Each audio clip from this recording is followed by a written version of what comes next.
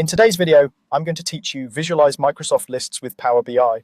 By the end, you'll know exactly how to take a list you already use every day and turn it into a Power BI report you can share and explore. To begin, sign into Microsoft Lists using your usual work account. Make sure you're in the right site or app where your list lives and that you have permission to view the data. If you're collaborating with others, confirm that everyone who needs access has at least view permissions, since that will carry over when you publish to a shared space.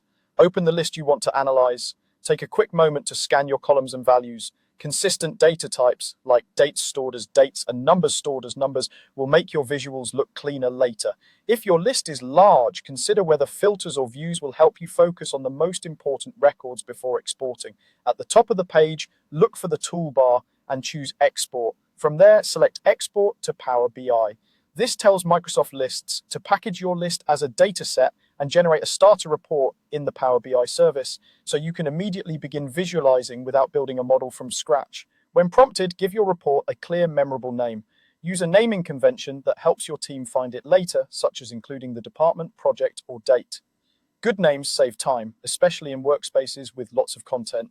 Next, choose a workspace. A workspace is where your Power BI content lives and where permissions are managed.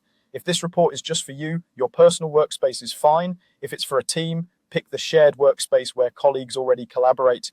Make sure you have the right role in that workspace so you can manage or share the report as needed. Click Continue to start the export. Depending on list size, this may take a moment. Power BI will create a data set and a report in the workspace you selected.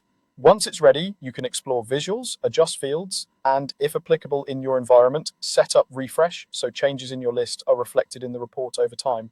Keep in mind that access to the report depends on workspace permissions, so only the people who should see the data will see it. That's all it takes to go from a Microsoft list to a Power BI report. You've logged in, selected your list, used the export option, named the report, picked a workspace, and continued through the process. Thanks for watching.